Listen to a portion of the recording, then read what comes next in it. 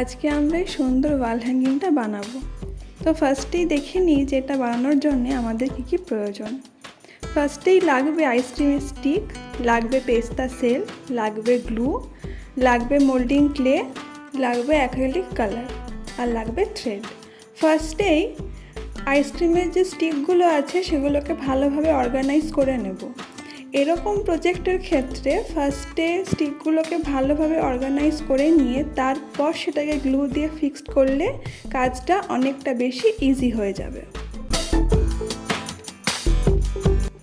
এরপরে স্টিকগুলোকে একটা একটা করে গ্লুয়ের সাহায্যে অ্যাটাচ করে নেব।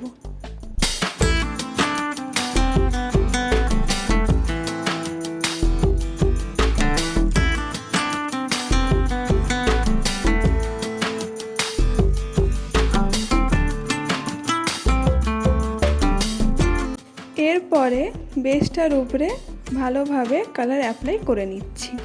এখানে আমি লেমন ইয়েলো ইউজ করছি, তোমরা চাইলে তোমাদের পছন্দ মতো কালার ইউজ করতে পারো।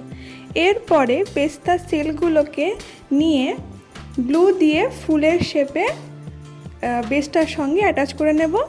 এরপরে মোল্ডিং ক্লের হার্ডেনার আর রেজিন বেসটাকে মিক্সড করে বেসটার উপরে গাছের যে ডালগুলো হয় সেটার মতো একটা টেক্সচার বানিয়ে নিচ্ছি।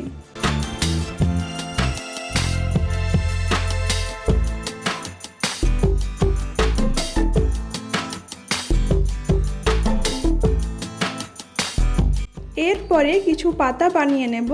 ভিডিওতে ঠিক যেই প্রসেসে দেখানো হয়েছে সেই প্রসেসে পাতাগুলো বানিয়ে নেব। এখানে আমি ক্লে টুল ইউজ করছি, তোমরা চাইলে যে কোনো ধারালো জিনিস ইউজ করতে পারো। এর কাজটা কমপ্লিট হয়ে গেলে এটাকে শুকনো করার জন্য রেখে দেব। এটা ভালোভাবে শুকিয়ে গেলে এটাকে কালার করে নিচ্ছি। ফুলগুলো আমি পিঙ্ক কালার রেখেছি আর মাঝখানটাতে একটুখানি শেড দেওয়ার জন্য হোয়াইট কালার দিয়ে শেড করে নিচ্ছি।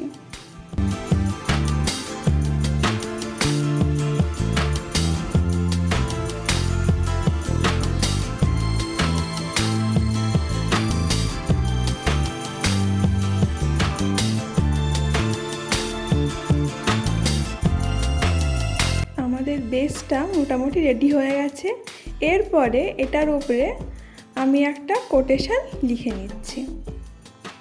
এখানে আমি আমার পছন্দ মতো একটা কোটেশন লিখেছি, তোমরা তোমাদের পছন্দ মতো কোটেশন লিখতে পারো।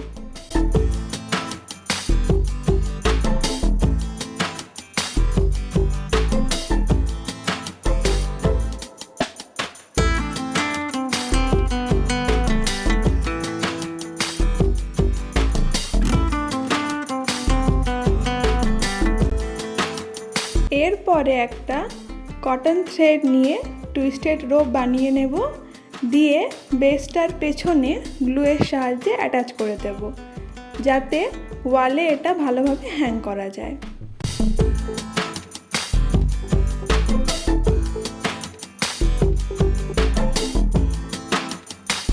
আমাদের ওয়াল হ্যাঙ্গিং রেডি। কেমন লেগেছে অবশ্যই জানাবে। দেখা হচ্ছে পরের ভিডিওতে।